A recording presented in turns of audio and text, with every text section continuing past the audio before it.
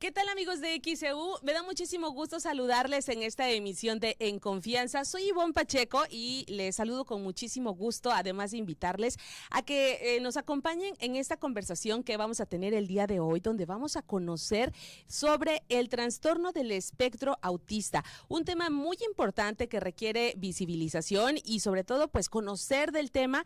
Eso es también lo que nos ayuda como sociedad para estos temas de inclusión. Así que contamos con la presencia de dos expertas en la materia. Me da muchísimo gusto recibir esta mañana aquí en el estudio a la licenciada en Educación Especial en el área de Audición y Lenguaje, además de contar con una certificación en Diagnóstico Diferencial del Neurodesarrollo, a la licenciada Fernanda Cervantes. ¿Cómo estás? Bienvenida. Hola, muchísimas gracias, Ivonne, por esta invitación. Muchísimas gracias a toda la audiencia que nos está viendo y escuchando. Y bueno, hoy tenemos oportunidad en este espacio de hablar sobre lo que es el trastorno del espectro autista. Gracias. Así es. Bienvenida, Fernanda, y por supuesto también le hablo de tú porque estás muy jovencita, pero la verdad es que con muchísima experiencia y preparación. Además, también le damos la bienvenida a la psicóloga Rosy Suárez, quien es especialista en detección y diagnóstico, además de evaluación e intervención del espectro autista.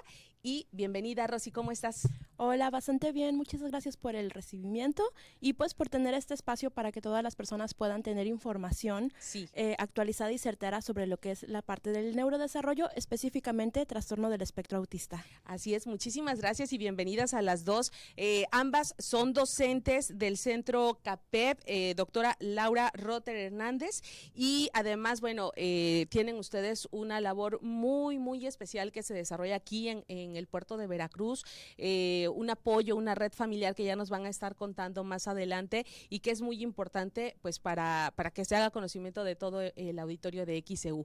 Pero vamos a comenzar hablando acerca de ¿qué es el autismo? ¿Por qué? Y además, ¿cuál es la forma correcta en la que nos deberíamos referir al autismo? Fernanda, si gustas darnos tu comentario. Claro que sí. Bueno, el trastorno del espectro autista es un trastorno del neurodesarrollo. Sí. ¿Qué quiere decir esto? Bueno, que el niño va a tener algunas dificultades en ciertas áreas. Okay. Una es el área comunicativa y social, sí, el área sociocomunicativa, y la otra área en donde también tienen dificultades se llama patrones restringidos y repetitivos y inflexibilidad de pensamiento. ¿Esto qué significa, Fernanda? Bueno, los niños que tienen alguna situación en el área social y comunicativa, como su nombre los dice, tienen estas dificultades para socializar.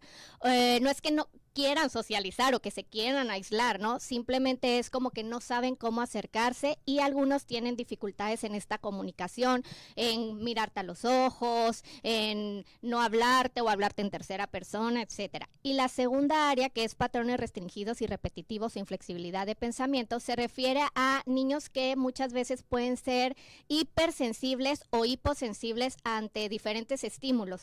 Por ejemplo, los auditivos, tenemos chiquitos que algunos ruidos les molestan y se tapan los oídos. Tenemos chiquitos con algunas dificultades en el gusto, ¿no? Siempre quieren estar comiendo los mismos alimentos. Otros tienen inflexibilidad de pensamiento, son muy rígidos, quieren seguir los mismos caminos para ir de la escuela a la casa, y si no sucede eso, pues pueden observarse ciertas conductas que no son adecuadas.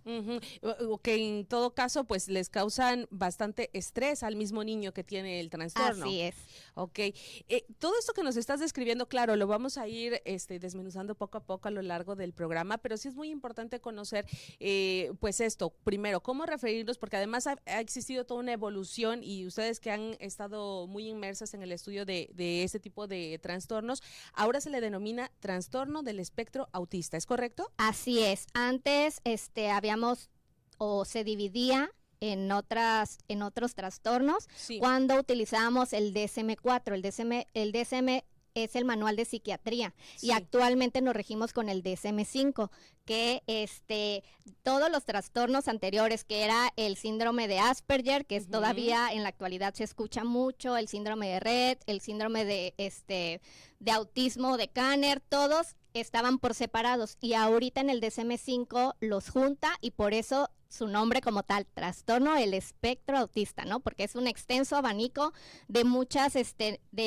características. Es muy interesante y bueno, en este caso también lo que nos acabas de dar como introducción creo que también ayudará a muchas familias, porque no solamente hablemos de los padres, realmente cuando están ante un posible escenario de que un niño, sobre todo cuando se detecta a temprana edad, tenga una condición del trastorno del espectro autista, pues afecta a toda la familia. ¿O tú qué opinas, psicóloga Rosy Suárez? Exactamente. De hecho, es un diagnóstico que cuando se da a la familia es una situación donde involucra a todas las personas inmersas. Sí. Obviamente estamos hablando de un trastorno del neurodesarrollo donde se ve afectada la parte de la situación sociocomunicativa.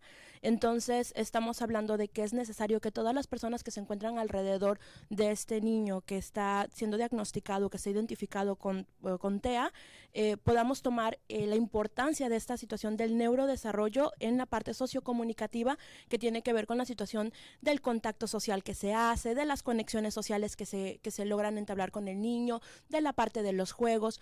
Fíjate que hay como bastantes estudios donde hay niños ya identificados de 3, 4, 5 años y se retoma con la familia, o cuando ya se empieza a trabajar con la familia, las familias nos empiezan a decir, es que ¿sabes qué, Rosy?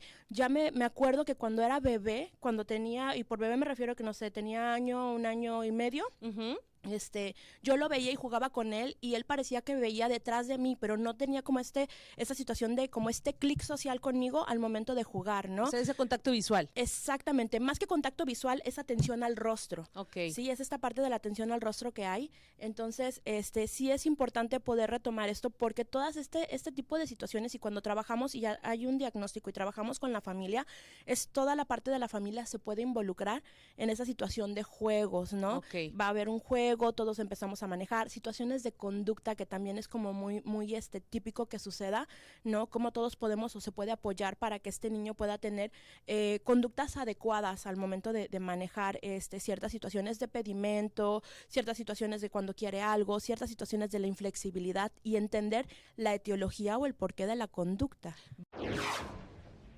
Amigos de XEU, estamos en esta ocasión platicando aquí en Confianza sobre el trastorno del espectro autista y en esta ocasión, bueno, contamos tanto con la maestra Fernanda Cervantes, quien se especializa en esta área, y también la psicóloga Rosy Suárez, a quienes les agradecemos mucho pues que nos están compartiendo toda esta información. Y la psicóloga Rosy nos estaba explicando cómo afecta al entorno social. Cuando hablamos del entorno social es sobre todo esa interacción con la familia, pero comenzamos también con algo muy importante. ¿Cuáles serían, cuál es la vía o el camino para un diagnóstico de verdad formal del trastorno del espectro autista? Lo menciono así porque hablar de cuáles serían las características, si ves que tu hijo hace tal cosa, o sea, eso es como tomarlo muy a la ligera, algo que pues va a ser trascendental para el desarrollo de ese niño.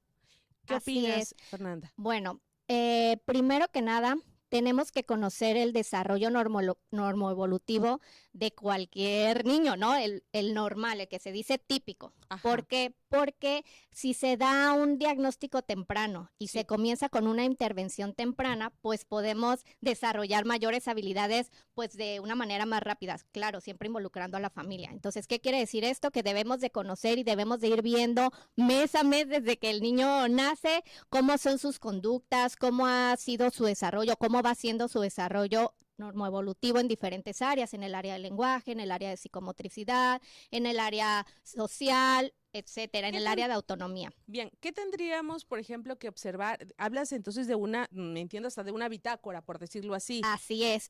¿Cuánto tiempo es, digamos, lo prudente de estar llevando este tipo de bitácora y de observación? ¿Y qué tendría que observar la familia? Bueno, la mayoría de las escalas del desarrollo que existen y que hay algunas que pueden encontrar en internet, o sea, para los papás, para que los papás sepan, pues van desde el nacimiento hasta los 5 años, desde el nacimiento hasta los 8 años. Okay. Entonces, ¿Cuál es el primer lapso en donde tenemos que poner mucha atención? Del nacimiento a los 2 años. ¿Por qué? Porque en este lapso ocurren muchísimas cosas. Por ejemplo, este contacto visual, ¿no? Del que hablábamos anteriormente, que exista también esta triangulación. ¿Qué quiere decir triangulación? Que si el niño me quiere compartir algo, se refiere a lo que es el objeto, pero también se refiere al adulto. Y entonces estamos haciendo esta triangulación de que te compartimos algo, ¿no? Entonces hay que fijarnos mucho en esos puntos. También es importante que comiencen a señalar, ¿sí? ¿Por qué? Porque el señalamiento, pues, es un preámbulo para la comunicación. De hecho, es comunicación, pero para que tú sepas que existe otra persona que te va a hacer caso, que va a jugar contigo y a la que tú le puedes mostrar algo que le gusta, ¿no? Entonces, esto es muy importante. Entonces estoy entendiendo que incluso aunque el niño o niña no hable aún, pues, y es verdad, o sea, van haciendo ese tipo de señalamientos, van buscando alternativas de comunicación. Así es. Ajá. Y todo esto se da durante las primeras etapas del desarrollo. Por eso es muy importante que observen las familias el desarrollo desde que son chiquitos. Igual si te siguen con la mirada a objetos, si te escuchan bien, si voltean cuando escuchan la sonajita, ¿no? ¿Por qué? Porque muchos estudios también nos dicen que la detección del autismo se puede dar a partir de los 18 meses y si se da a esta edad, pues imagínate, ya podemos empezar a aplicar muchas estrategias para desarrollar estas habilidades que te menciono. Entonces, entre más temprano se diagnostique, pues más apoyos va a recibir el niño y puede desarrollar muchísimas habilidades. Claro, y el recibir el apoyo oportuno. Psicóloga Rosy, tú que también te has enfocado al tema de la detección y evaluación, ¿existen también, no sé, algún tipo de pruebas ya más específicas que se tengan que aplicar en los niños o qué procede también, psicóloga? Ok, en este caso es como la base, lo que comentaba Fer, esta situación de poder conocer el desarrollo. En el desarrollo hay hitos del desarrollo, que es lo que ya decía, y por eso hacer uso de esas escalas de desarrollo. Sí. Esos hitos del desarrollo es lo que esperamos que el niño logre de acuerdo a su edad cronológica. Sí, hay una edad cronológica, tiene 3 años, tiene 6 meses, tiene X, o sea, la edad que tiene como meses y años, y la edad madurativa. Sí, entonces evaluamos estos hitos del desarrollo, que tanto está esta alteración en el desarrollo, específicamente en la parte sociocomunicativa, y hay algunas pruebas, pero obviamente también se busca que sepan o que puedan ir con especialistas que tengan conocimiento de esto, ¿sí? Las pruebas que se hacen es a través de una situación clínica, es decir, estas pruebas, observaciones, se utiliza mucho la parte, por ejemplo, de juego, para poder retomar con ellos, la parte de cómo se relacionan con los niños. Hay algunas pruebas que son como muy, muy buenas en esta parte de situación estandarizada o manejada como tal, probada, que sería una escala de observación que se llama A2 en su versión 2. Pudiese ser, por ejemplo, alguna batería de desarrollo. Entonces, bueno, todo esto se logra o se hace a través de la interacción con el niño y cómo se observa esta interacción con el adulto, uno como persona que evalúa, con la familia, ¿sí? En esta parte, y eso es lo que se realiza. Y que en este caso, por lo que estoy entendiendo, es de suma importancia también los antecedentes de la observación que se den en casa, porque entiendo que cuando se hacen ese tipo de pruebas, pues estamos hablando de un proceso que es minúsculo en comparación con el desarrollo que pueda llegar a tener el niño en su día a día, o incluso a lo mejor ya está en, no sé, en el kinder o en la primaria, en donde se encuentra el niño. Exactamente, también en esta parte, por ejemplo, se realizan entrevistas y se retoman todo esto, sobre todo llevar como este estudio longitudinal a través de cómo se ha estado dando el desarrollo del niño, ¿no? Esta parte que comentaba Fer, que era lo que yo te decía que las mamás comentan, ¿no? A veces de estos juegos a los que el niño hace, esta situación de que tanto el niño comparte intereses, ¿no? Fer decía hace ratito, esta parte, los previos del lenguaje es esta parte de señalar, pero primero señalamos porque queremos algo y luego señalamos por querer compartir algo. ¿Sí? Un niño puede que te señale la luna, pero no significa que dame la luna. Es como, wow, mírala, ¿no? Sí. Entonces, este tipo de cosas que cuando nosotros hacemos esta valoración, como que escarbamos, por decirlo así, como coloquialmente, qué tanta información la familia nos puede dar de cómo se está dando esta interacción con ellos. Claro, no, y además también es importante mencionar, vaya, aterrizados en la realidad, y es que en muchas ocasiones, pues mamá, papá tienen que salir y a lo mejor quien puede estarse dando cuenta u observando con mayor detalle, pues son los cuidadores del niño, que a veces son los abuelos o algún otro familiar, ¿no? Entonces sí es muy importante este trabajo en equipo, pues para llegar a un diagnóstico oportuno. Amigos de XEU, estamos platicando en confianza acerca del trastorno del espectro autista y nos acompaña la psicóloga Rosy Suárez y también la maestra Fernanda Cervantes. En esta ocasión, bueno, estamos conociendo más acerca de este trastorno y además importante también, Fernanda, que bueno, en este caso sé que ustedes hacen un trabajo también de difusión constante, aunque bueno, a nivel mundial, el 2 de abril es la fecha en la cual las Naciones Unidas lo han canalizado y designado todo el esfuerzo pues para hacer esta concienciación acerca del autismo. ¿Por qué socialmente tendríamos que interesarnos todos, tengamos o no un familiar que tenga ese trastorno del espectro autista? ¿Por qué tendríamos que interesarnos en este tema, Fernanda? Bueno, considero importante que actualmente tenemos que tener información sobre lo que al principio tú nombrabas la inclusión. Sí. ¿Sí? Y en esta inclusión, pues no solamente entran, obviamente, los trastornos del espectro autista, entran muchísimas condiciones, pero tenemos que aprender a ser empáticos. Como sociedad sabemos que cada persona es única, cada persona es irrepetible y los niños con autismo, cada uno es muy diferente de otro. De hecho, no hay dos niños con autismo que sean iguales. Cada uno tiene sus propias características. ¿Y por qué debemos ser empáticos? Porque, bueno, muchas familias nos llegan a comentar que de repente si van a algún sitio concurrido, por así decirlo. Un restaurante, por ejemplo. Un restaurante, alguna plaza, y sus hijos presentan ciertas conductas, pues se les quedan viendo raro, si el niño ya está haciendo por ahí a lo mejor algún berrinchito o está llorando, pues también se voltean y les dicen que son niños que no están siendo bien educados, ¿no? Y no es eso.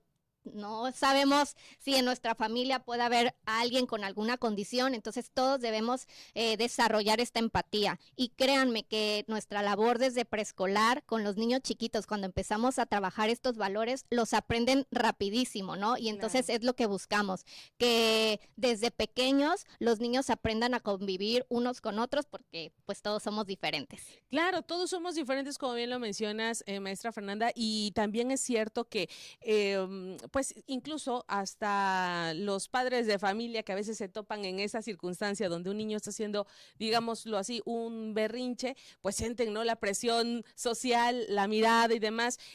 Cuánto más a veces estos padres que saben que no es un simple berrinche, sino que puede ser que su hijo esté atravesando en ese momento algún tipo de crisis y que como cualquier padre pues siente, ¿no?, el hecho de ver a su hijo que está estresado de sobremanera. Psicóloga Rosy, quisiera que nos compartieras también tu comentario acerca de la importancia de darle esta visibilidad a temas como el trastorno del espectro autista. Fíjate que yo creo que tú acabas de comentar algo súper importante. Decías, bueno, esta parte de las crisis es bien, es como muy importante hacer énfasis en esto, ¿no? Muchas veces vemos a un niño que está teniendo alguna situación de alguna conducta que no está como siendo aceptada. Puede ser que se tire al piso, que llore, que haga, y nosotros lo primero que llegamos a pensar es como, está haciendo berrinche. Y entonces todos estos juicios que salen a partir de aquí, es que cómo puede ser la familia o yo haría. Entonces como que viene toda esta situación, ¿no? Sí. Entonces es sumamente importante, sobre todo cuando hay algún niño que tiene un diagnóstico de trastorno del espectro autista, que esta conducta puede ser por muchas causas.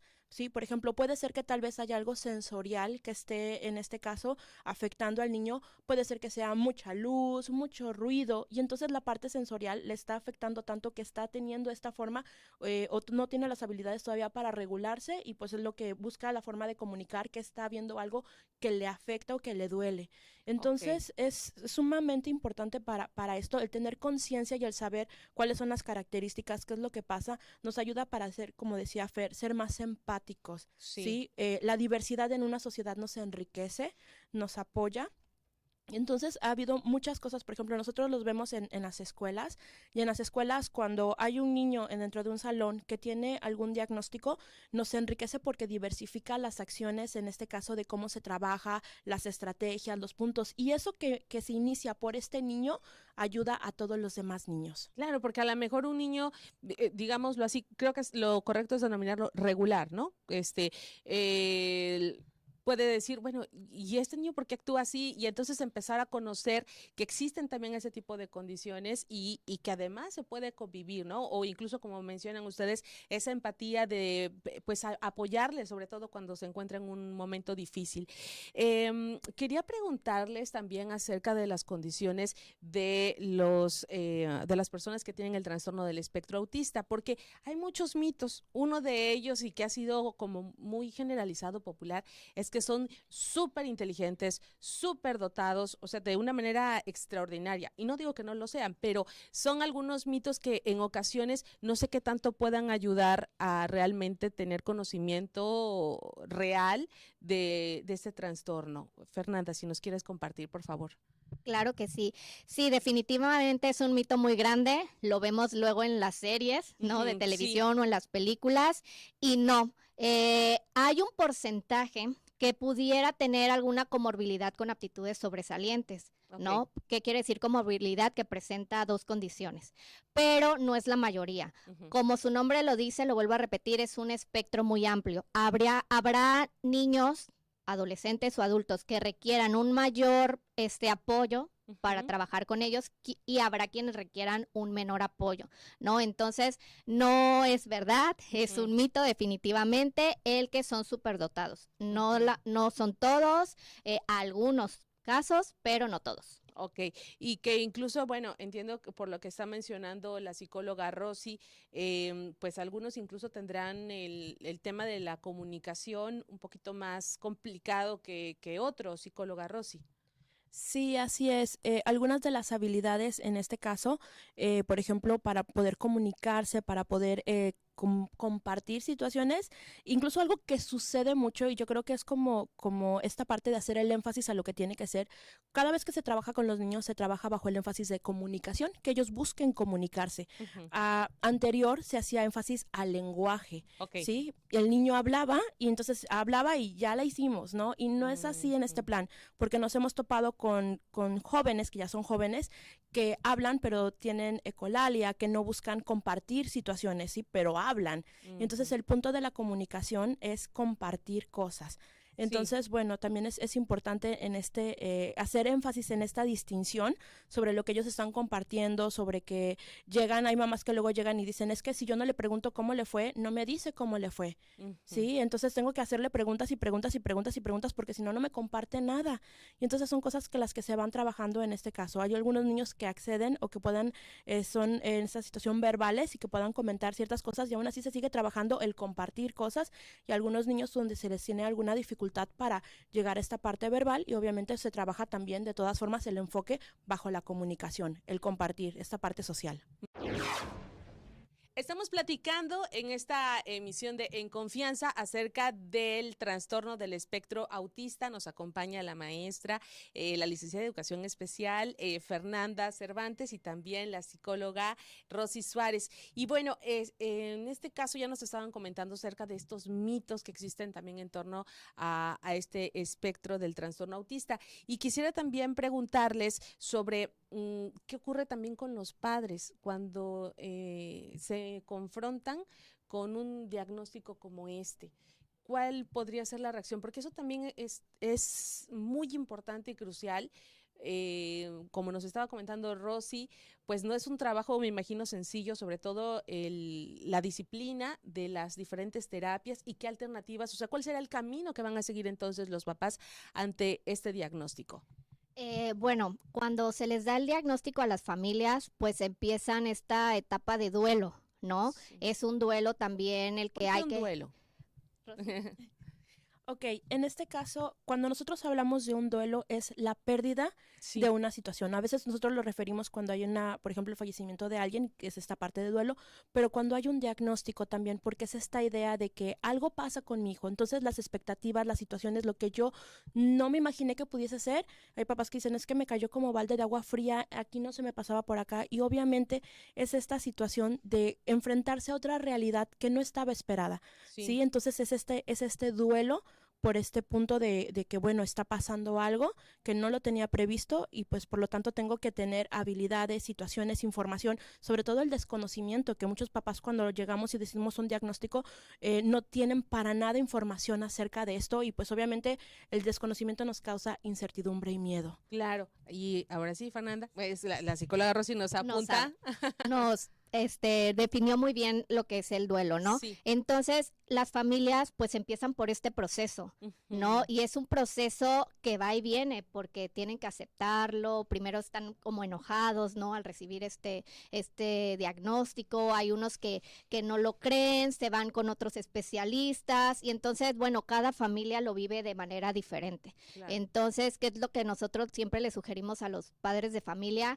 Que cuando les den el diagnóstico empiecen a trabajar, empiecen a poner manos a la obra. No perder tiempo. No perder tiempo. ¿Por qué? Porque pues ahora sí que el tiempo es oro y entre mayores apoyos reciban nuestros niños, pues mayores habilidades pueden ir desarrollando. Eso también es muy importante porque significa que pues sí, vaya, no es que sea algo negativo, por el contrario, va a ser otro camino y yo creo que aquí se une muchísimo con el tema de la inclusión y la visibilidad de ese tipo de temas que al final, bueno, a lo mejor los papás dicen, no esperaba una realidad como esta, pero tampoco es que sea el fin del mundo, al contrario, va a ser un camino diferente que van a tener que recorrer con sus hijos. Y hablando de ese camino, ¿qué es lo que prosigue? Hablas de no perder tiempo, pero no perder tiempo haciendo ¿qué? Igual y ir como irnos a otros especialistas, sí, donde a lo mejor la respuesta va a seguir siendo la misma. ¿Qué es lo que necesita? Bueno, si ya es un niño que está en edad escolar, inscríbanlo en los jardines de niños. De verdad, es algo que no debe de perderse ningún niño, ¿no? Y menos los niños que presentan TEA. ¿Por qué? Porque precisamente dentro de la escuela van a poder aprender a socializar a su manera, pero van a dar los inicios de esta socialización y de esta comunicación. Las escuelas tienen una rutina, ¿no? Hay tiempos para todo, para la entrada, el horario de deportes, comer. ¿Pueden ir a una escuela, digamos, regular, es decir, un jardín de niños público? Claro que sí. Pública? También depende mucho de la evaluación, porque si son niños que requieren un mayor apoyo, entonces también aquí en Veracruz y bueno, a nivel nacional están los centros de atención múltiple. Si es un niño que requiere menos apoyo, sí puede ingresar a un jardín de niños regular, sea de gobierno, sea particular, pero siempre y cuando esté recibiendo los apoyos. ¿Cómo puedo localizar, o sea, como papás, cómo pueden localizar un centro de educación múltiple? Un centro de atención múltiple, sí, que son los CAM. Bueno, hay un directorio, sí. De hecho, al final vamos a decirlo, el teléfono de las oficinas, sí, donde pudieran pedir información, y también las escuelas o los jardines de niños regulares que cuenten con apoyo de CAPEP. ¿Qué es CAPEP? CAPEP es un centro de atención psicopedagógica en educación preescolar. Muy bien. Tanto Rosy como yo, pues laboramos en el CAPEP, doctora Laura Rotera Hernández, y a nosotros nos envían a diferentes jardines de niños de gobierno y ahí podemos brindar apoyo pues a los niños con autismo que ingresen a estos jardines. Trabajamos tanto con las maestras, los maestros, con los padres de familia y en ocasiones también con los niños. Ah, muy bien. Y esto sí es muy importante mencionarlo. Digamos, esta organización que hay es precisamente, pues, y al alcance en servicios de educación pública. Así es, pertenecemos a la Secretaría de Educación Pública, la Secretaría de Educación de Veracruz, y bueno, dentro de los CAPEP manejamos un programa que se llama Red de Apoyo a Madres, Padres y o Tutores de Niñas, Niños y Adolescentes con Trastorno del Espectro Autista. ¿Y esto cómo funciona? Bueno, esta red lo que busca es como crear diferentes tipos, un foro donde se aborden diferentes temáticas o temas que surgen de acuerdo a las necesidades de los padres. La red se fundó desde octubre del 2012. Es una red que se lleva a cabo ahorita de manera híbrida, que quiere decir que, bueno, puede ser tanto en línea como presencial, es una vez al mes, y se abordan temas que salen de las necesidades de las familias. Precisamente, nosotras como coordinadoras hacemos al inicio del ciclo escolar una investigación de cuáles son las necesidades de las familias y a partir de ello vamos creando los temas. Son una vez al mes. Muchas veces contamos con especialistas, ¿no? A lo mejor con algún neurólogo pediatra, ¿no? Porque también hay muchas dudas sobre la medicación, psicólogos que nos hablan de temas muy específicos y bueno, lo que buscamos es precisamente brindar apoyo a estas familias que muchas veces no saben qué hacer, ¿no? ¿Cuál es el siguiente camino? ¿Qué es lo que tengo que hacer? ¿Hacia dónde me puedo dirigir? Y entonces, bueno, esta red es precisamente para eso. Claro, porque además y entiendo que es una red gratuita. Así es totalmente gratis el acceso. De hecho, tanto en el grupo de Facebook, tenemos un grupo de Facebook, una página de Facebook, ahí se sube mes con mes el flyer con toda la información para que puedan acceder a través de en línea o si quieren ir a las instalaciones de CAPEP, también ahí están. Amigos de XEU, pues en esta charla estamos conociendo más acerca del trastorno del espectro autista. Están con nosotros tanto la maestra Fernanda Cervantes y también la psicóloga Rosy Suárez, y ellas están muy enfocadas en su experiencia profesional, su capacitación y sobre todo pues su labor, ¿no?, diaria en este tema del trastorno del espectro autista. Y ya nos estabas comentando, Fernanda, acerca de esta red muy interesante del trabajo que se desarrolla. Importante recalcar que es de acceso gratuito porque pues también hay muchos papás que a veces consideran que esa podría ser la limitante para proveerle a sus hijos pues el apoyo o las terapias que necesiten en ese tipo de trastorno del espectro autista.